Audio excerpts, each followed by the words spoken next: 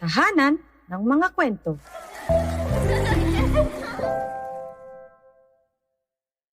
Ang alamat ng paru-paro.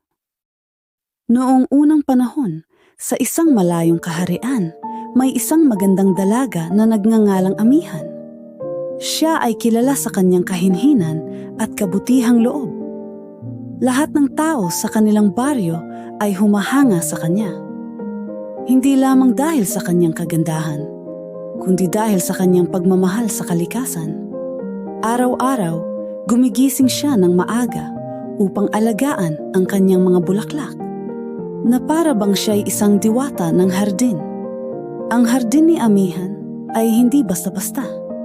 Ang bawat bulaklak ay may kakaibang kulay at bango, at kahit ang mga hayop sa kagubatan ay naaakit sa kagandahan nito.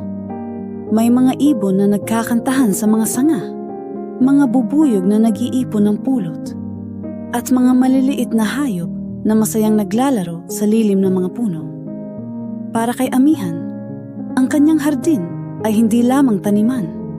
Ito'y tahanan ng mga nilalang na minamahal niya. Isang araw, habang siya ay nagdidilig ng mga bulaklak, napansin ni Amihan ang isang maliit na uod na gumagapang sa isang dahon. Sa halip na pandirian o takot sa uod, si Amihan ay natuwa. Iniuwi niya ito sa kanyang tahanan at inalagaan araw-araw. Sa bawat araw na lumilipas, nagiging mas malapit si Amihan sa uod na para bang nagiging kaibigan niya ito. Habang inaalagaan ni Amihan ang uod, napansin niyang unti-unti itong lumalaki. Nakikita niyang ang maliit na uod na kanyang inalagaan ay nagiging mas malaki at malusog.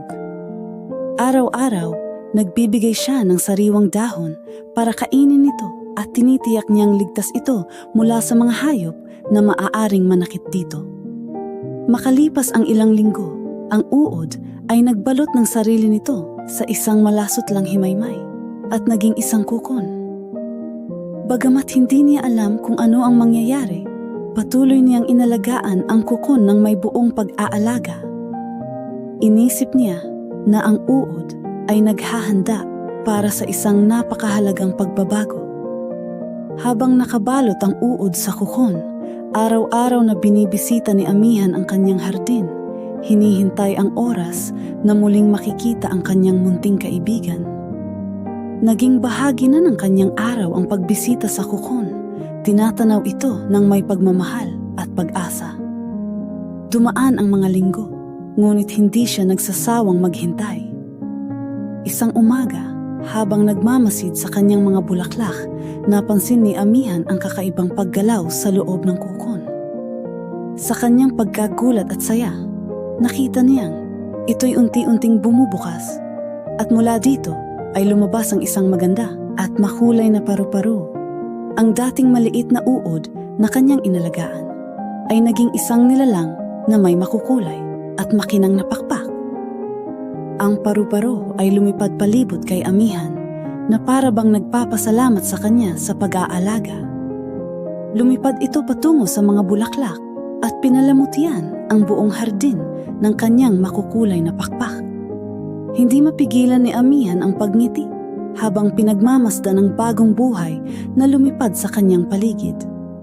Mula noon, ang paru-paro ay naging simbolo ng pagbabago at pag-asa.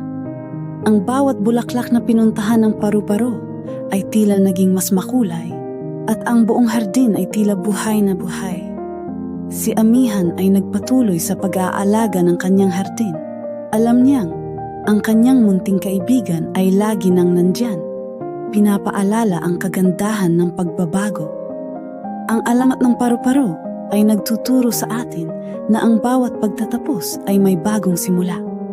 Ang bawat nilalang ay may kanyang sariling kagandahan na nag-aantay lamang na magpakita, at ang kabaitan at pagtitiyaga ay may gantimpala. Katulad ng paru-paro, ang ating mga pagsubok ay magbubunga ng maganda at tayo ay magiging malaya. Ang ating mga karanasan, gaano man kahirap, ay magdadala ng bagong pag-asa at panibagong simula.